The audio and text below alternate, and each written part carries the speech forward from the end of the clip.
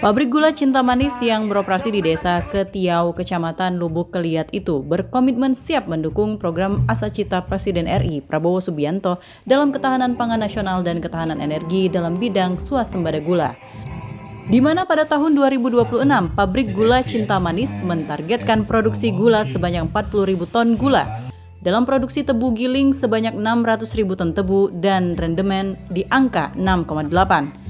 Guna mencapai target produksi yang dimaksud, maka pabrik gula Cinta Manis akan terus meningkatkan mutu dan kualitas produksi agar maksimal sesuai harapan dan memenuhi syarat SNI dengan hasil gula terbaik, memperbaiki semua lini baik di pabrik maupun di kebun. Di sisi lain, pabrik gula Cinta Manis diminta untuk dapat memperhatikan lingkungan sekitar perusahaan, terutama kesejahteraan masyarakat agar saling bersinergi satu sama lain. Termasuk antisipasi pencegahan terjadinya karhutlah dengan memastikan pada musim giling tahun 2026 tidak ada kebakaran atau zero burning. Tahun ini kami memulai giling di hari ini tanggal 20 Juni 2026.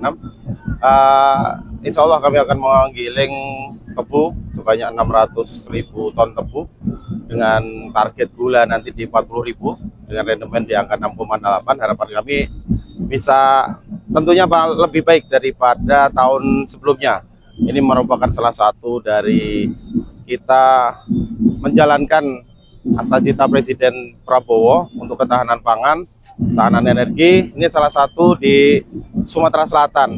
Ini bagian dari kami dan Antara untuk program swasembada gula di tahun 2027 nanti. Sehingga harapannya di tahun ini PG Cinta Manis yang merupakan salah satu PG yang ada di Sumatera Selatan, tentunya kami mohon dukungan, doa dari seluruh lapisan masyarakat di Sumatera Selatan untuk kesuksesan giling di tahun 2026.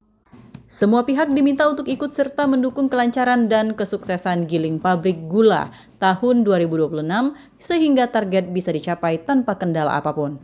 Dari Kabupaten Ogan Ilir, Fitriadi Ainus melaporkan.